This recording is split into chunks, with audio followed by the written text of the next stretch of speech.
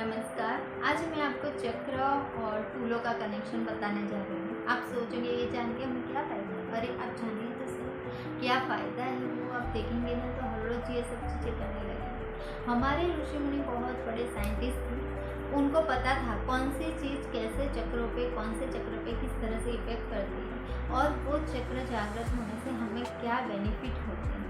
तो इसीलिए काफ़ी सारे चीज़ों में उन्होंने उसके पीछे का साइंस हमें नहीं बताया, सिर्फ ये करना है। आप धर्म के साथ उसको जोड़ लिए, स्पिरिचुअली ये हम लोग ये सब चीज़ें करते गए, लेकिन उसके पीछे का साइंस नहीं पता सिर्फ। तो आज मैं बताना चाहूँगी कि जो फूल है ना, हर एक फूल हमारे एक चक्र पे इफेक्ट करता है, उसको जागृत करता है, ठीक है, उसकी एनर्जी को बढ़ाता है। और अगर वो चक्र ब्लॉकेज हुए तो हमें अलग अलग तरह की बीमारियां होती हैं। अगर जागृत और स्वस्थ हुए तो हम फिजिकली हेल्दी होते जाते हैं और स्पिरिचुअली ग्रोथ बहुत जल्दी और आसान होते जाता है। तो इसीलिए हर एक छोटी छोटी चीज़ का उन्होंने ध्यान रखा।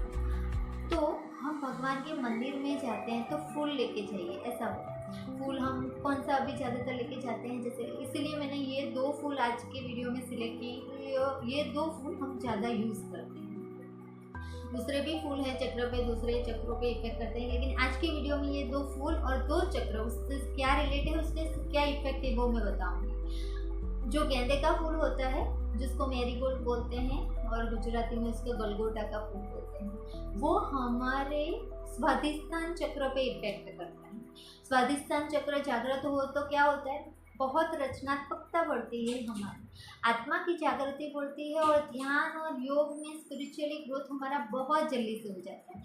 और ये ब्लॉकेज कैसे होता है, बहुत विचार करते हैं ना तब ये ब्लॉक हो जाता है। इसके ब्लॉकेज से डायबिटीज़ भी होता है, जैसे कि हमारी लाइफ स्टाइल अच्छी नहीं हुई तो डायबिटीज़ होता ही है, लेकिन ज़्यादा स्ट्रेस हो ना तो भी डायबिटीज़ होता है। तो ये डायबिटीज़ का एक रीज़न स्वादिष्ठान चक्र भी है।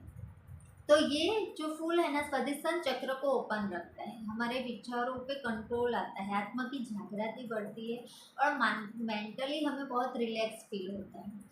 ये एक फूल हो गया। दूसरा फूल हो गया गुलाब का, जो हम सबको पसंद है। वो चक्र है हमारा अनाहत चक्र। अनाहत चक्र को ओपन करता है, इसको जागृत करता है। इससे क्या होता है, अनाहत चक्र ब्लॉकेज हुए तो क्या हुआ, हार्ट डिसीज हो गए, बीपी की तकलीफ हो गई, ऐसी बीमारियां होती हैं। अगर हार्ट चक्र हमारा ओपन हो गया ना तो ये सब बीमारी नहीं होगी, हमारा हार्ट एकदम हेल्दी रहेगा और हमें हमेशा हम खुश या हैप्पी फील करते रहते हैं।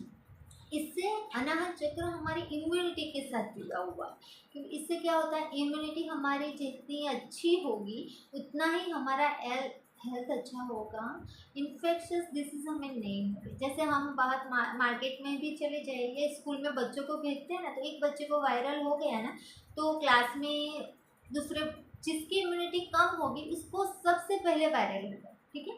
जिसकी इम्यूनिटी अच्छी होगी उसको कुछ नहीं होगा। तो इम्यूनिटी हमारे लिए बहुत ज़्यादा इम्पोर्टेंस रखती है।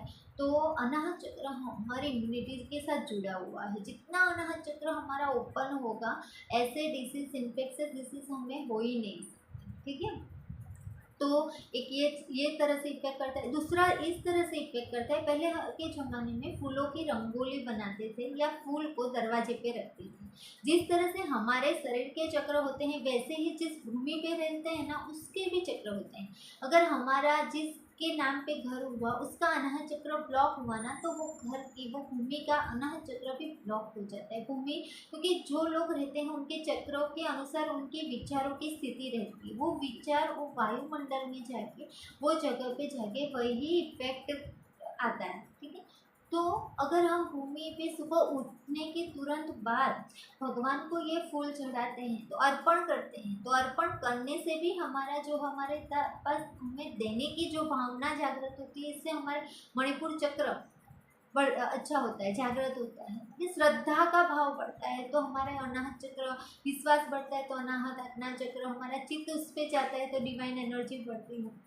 रंगों का प्रभाव होता है, तो सुबह उठने के तुरंत बाद हम भगवान को फूल देंगे तो इतने सारे चक्र हमारे ओपन हो जाएंगे, ठीक है, और हम रिलैक्स हो जाएंगे। अगर हम भूमि पे रंगोली बनाइए या स्वस्तिक का निशान बनाए, उस पर वहाँ नज़दीक में सब फूल रखिए, या फिर मैंने जो फोटो रखा है इस तरह से पॉट में पानी रख दीजिए, उसमें भी फूल रख दीजिए। आप देखना जिस भूमि पे भी ये इतनी चीज़ की होगी ना, वो भूमि की एनर्जी बढ़ जाती है। इसीलिए कोई भी पूजा का हम लोग करते हैं, पूजा करते हैं घर में तो फूल का ज़्यादा यूज़ करते हैं, शादी हुआ तो यूज़ करते हैं फूल का, कोई त्यौहार हुआ तो ज़्यादा फूलों का यूज़ करते हैं। तो उस समय हमारे घर की एनर्जी हमें बहुत पॉजिटिव फील होने लगती है, हम देखते हैं ना तो भी हमें बहुत अच्छा लगता है। आप 2 या 5 मिनट के लिए ऐसा पॉट में रख के भी आप 5 मिनट के लिए, 5 मिनट ऐसा नहीं है कि ध्यान करना मतलब कि ऐसे मंत्र बोलो और आप बैठ जाओ।